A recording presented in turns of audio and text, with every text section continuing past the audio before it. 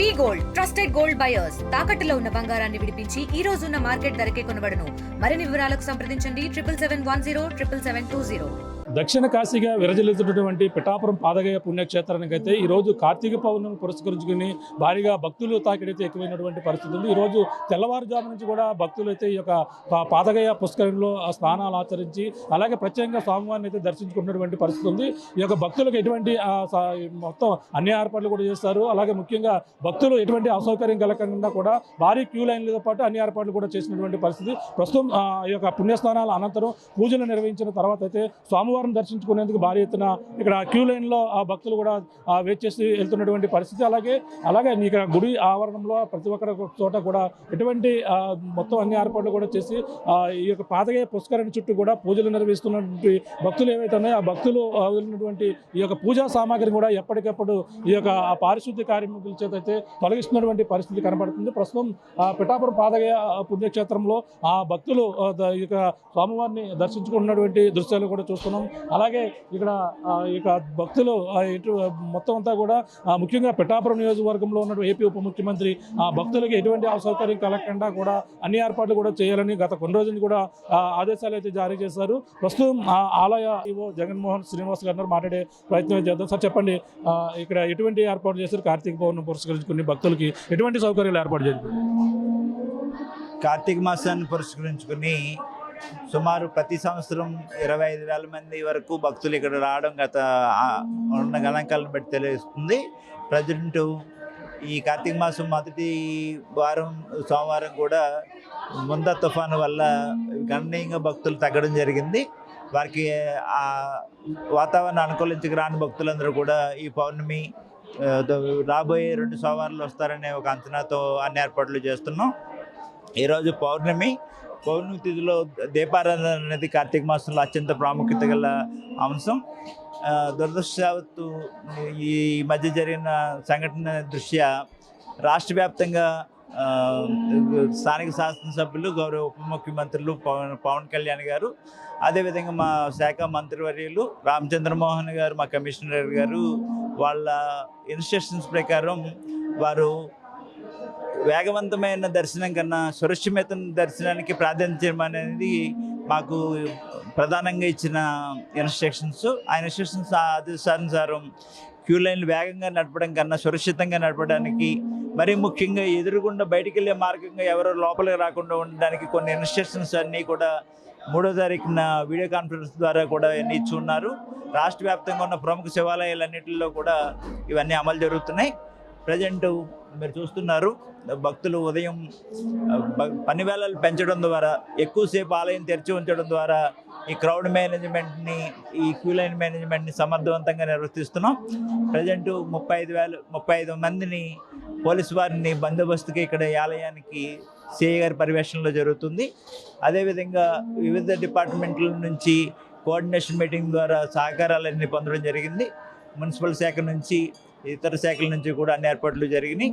అదేవిధంగా కాకుండా endowment department నుంచి, ఇతర సంస్థల నుంచి కూడా కొంతమంది సిబ్బందిని ఇక్కడికి డిప్యూట్ చేసుకోవడం జరిగింది. ప్రస్తుతం ఏర్పాట్లన్నీ జరుగుతున్నాయి.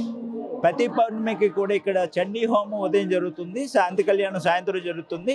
ఈరోజు పౌర్ణమి సందర్భంగా కార్తీక మాసంలో జ్వాలాతోరణం ఇక్కడ రాత్రి 7:30 జరుగుతుంది. తదనంతరం సోమవారం గ్రామోత్సవం చేయడం ఇక్కడ పారిపాటిగా వస్తుంది. ప్రధానంగా పుష్కరంలో అంటే కార్తీక మాసంలో స్నానాలు ఎక్కువగా ఆచరిస్తుంటారు. అంటే కోనేరు శుభ్రత విషయంలో ఎటువంటి జాగ్రత్తలు తీసుకుంటున్నారు? ఈ గత మహాలయ పక్షంలో కొద్ది సంవత్సరాల నుంచి విపరీతమైన పితృకర్మలలో ఈ కోనేరు సంబంధించి నీరు తరచూ అపరిశుభ్రం కావడం వల్ల వీటికి శాశ్వత పరిష్కార నిమిత్తం నిమ్మళ్ళ కమిటీతో ఒక కమిటీని కళ్యాణ్ గారు సూచించడం జరిగింది. కలెక్టర్ వారి ఆధ్వర్యంలో కమిటీ ఈ ఆలయాన్ని సందర్శించి ఈ పుష్కరిణి పవిత్రంగా స్నానాలకు అనుగుణంగా మహాలయ పక్షాలు లాంటి ముఖ్యమైన సమస్యలు ఉండొచ్చినప్పటికి కూడా సమర్థవంతంగా వాటిని అన్నింటినీ కూడా మనం సంసిద్ధంగా ఉండడం కోసం ఒక బోర్ అదనంగా తవ్వించమని చెప్పారు. ఆ బోరు ఇప్పుడు ప్రజెంట్ ఒక నెల నుంచి భక్తులకు అందుబాటులో వచ్చింది. 350 అడుగులు లోతులో బోరు వేయడం జరిగింది. దానివల్ల ఇన్ఫ్లో పెరగడం వల్ల ప్రజెంట్ అందరూ కూడా స్నానాలు చేస్తున్నారు. భక్తులు సంతృప్తి వ్యక్తం చేశారు. అంటే ఇక్కడ క్యూ లైన్లో ఎటువంటి ఏర్పాట్లు ఎటువంటి జాగ్రత్తలు తీసుకున్నారు? అంటే మొన్న జరిగినటువంటి ఘటనలు పునరావృతం కాకుండా ఆలయాల వద్ద ప్రతిష్ట ఏర్పాటు చేయమన్నారు పవన్ కళ్యాణ్ గారు. ఇక్కడ ఎటువంటి క్యూ లైన్లో ఎటువంటి జాగ్రత్తలు తీసుకున్నారు? ఇక్కడ మరీ ముఖ్యంగా మాకు ప్రస్తుతం ఉన్నది ఏంటంటే ధనార్జన కానీ ఆదాయ కోణంలో కానీ ఈ ఉత్సవాలను చూడకుండా భక్తుల యొక్క సంతృప్తికరమైన దర్శనానికి వాళ్ళ రక్షణకి అధిక ప్రాధాన్యత విధంగా ఏర్పాట్లన్నీ చేయమన్నారు. రాష్ట్రంలో ఎక్కడ లేని విధంగా తొలిసారిగా ఇక్కడ మన శివరాత్రి నుంచి కూడా 2 ఉచిత దర్శనాలు లైన్లు ఇక్కడ పెట్టడం జరిగింది. దానివల్ల ఎంత క్రౌడ్ వచ్చినా కూడా మీరు చూస్తున్నారు. ఇది కార్తీక మాసంలో కూడా ఏ క్యూ లైన్లో కూడా జనం లేని పరిస్థితి ఉంటుంది. త్వరితగతిన సురక్షితంగా దర్శనాలకి ఈ క్యూ లైన్లు బాగా ఉపయోగపడుతున్నాయి. ఈరోజు ఎంతమంది దర్శించుకునే అవకాశం ఉందంటారు? సుమారు ఉదయం పూట ఇక్కడ దర్శనాలు తక్కువ ఉంటాయి. కార్తీక మాసం కాబట్టి జ్వాలాతోరణ సందర్భంలో సాయంత్రం ఈ పవిత్ర పుష్కరణలో దీపారాధన చేసుకునే కార్యక్రమాలకి 3:30-4 గంటల నుంచి రాత్రి 7:30 వరకు భక్తుల రద్దీ ఉంటుంది. 30,000 మంది వరకు హాజరవుతారని నాకు అంచనాతో ఆయన ఏర్పాట్లు పూర్తి చేస్తాం. వచ్చే భక్తులకి ఎటువంటి సౌకర్యాలు అంటే వాళ్ళకి భోజన సౌకర్యం ఇవన్నీ కూడా ఏర్పాటు? ఉదయం నుంచి కూడా అందరికీ ఉచిత ప్రసాదం ఏర్పాటు చేస్తాం. భక్తులు పిల్లలకి వృద్ధులకి కూడా పాలు బిస్కెట్లు కూడా ఏర్పాటు చేయడం ఉచితంగా. అదేవిధంగా ఎంతమంది వచ్చినా కూడా అంతమందికి కూడా దేవస్థానం నిత్యాన్నదాన ట్రస్ట్ నుంచి భోజనాల ఏర్పాటు కూడా చేయడం జరిగింది.